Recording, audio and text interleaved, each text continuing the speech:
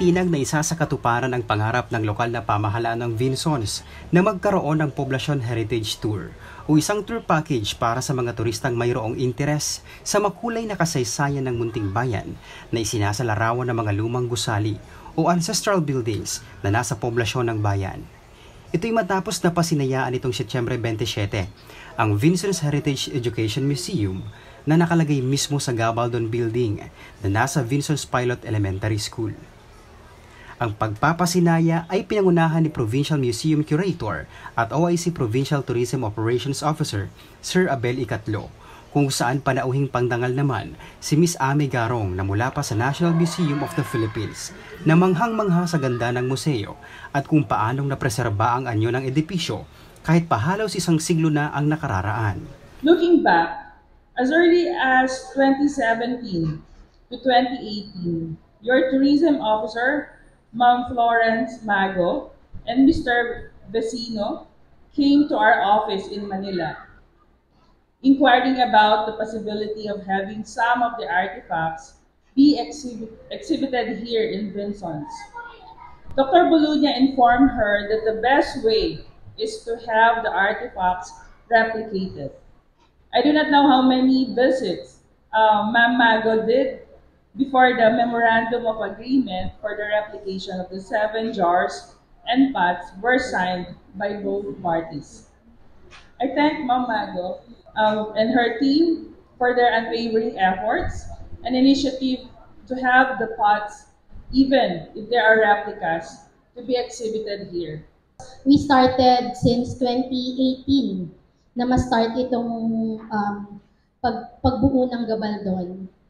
And I'm really thankful also to the Provincial Tourism Office sa promotions, Forever Promotions. Ang pagpapanatili ng itsura ng istruktura ay dahil sa ginawang restoration ng lokal na pamahalaan ng Vinsons sa pangunguna ng Municipal Tourism and Heritage Office kung saan halos 6 na taon ang kanilang ginugol para rito. Sa loob ng mga panahong ito ay makailang beses na nagbabalik-balik sa mga national government agency ang MTHO, gaya na lamang ng National Historical Commission at National Museum. Matiyak lamang na hindi magbabago ang itsura ng gusali.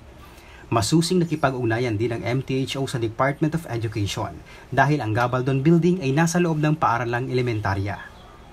At ngayon, walang mapagsidla ng galak ng lokal na pamahalaan at mga guro sa naturang paaralan dahil sa wakas ay napasinayaan na ang Educational Museum. Napakaswerte po ng bayan ng Vinsons dahil unang-una nga po yung dating Regional Director at naging Assistant Secretary ng Department of Education ay taga Vinsons na talagang malapit po sa amin. Na nakita niya, nasisira ng Gabaldon Building, nag-effort siya na maayos itong Gabaldon Building at gawin natin eventually na museum. Nandito na tayo, Florence. Palagay ko, ikaw na ang pinakamasaya sa araw na ito kasama sila Ma'am Badong at saka si Ma'am Sorara na talagang nagpakahirap. Ayon kay Sir Abel Icatlo, ang VEM ay kauna-unahang museo sa buong Bicol na nakalagay mismo sa Gabaldon Building. Ang pagtatatag ng ganitong Heritage Museum ayon sa opisyal ay may malaking bahagi para sa pag-unlad ng kamalayan ng mga mag-aaral. Gayon din ang mga darayo rito patungkol sa heritage and history na mahalagang malaman ng makabagong salinlahi. This is the first ever museum in Bicol which is situated in a Gabaldon building. So palakpakan po natin si Mayor Nori, si Florence, at saka si Adine. That as we gather to inaugurate this museum, we can see a beacon of hope, a testament to the enduring power of culture and its profound impact on our collective journey towards human and economic development. I hope that this particular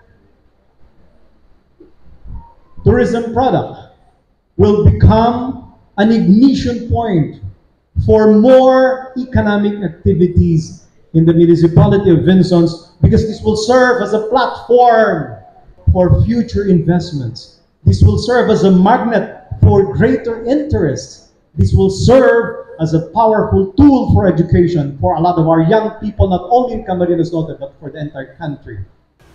Maguguritang bago pa man lamang ang pagpapasinaya, madalas na rin nabibisita ang museo ng mga bisita sa lalawigan ng Camarines Norte.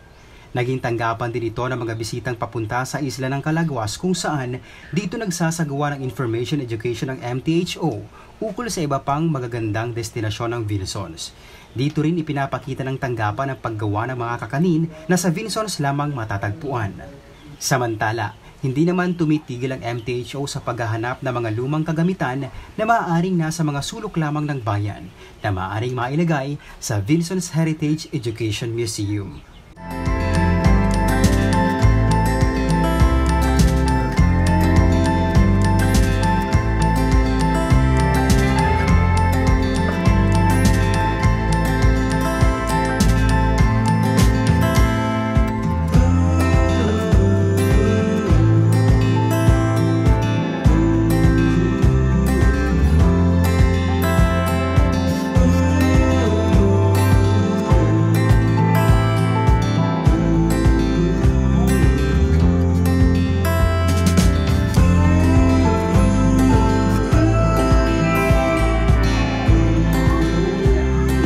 Ako si Jason at ito ang Lente at Kwento.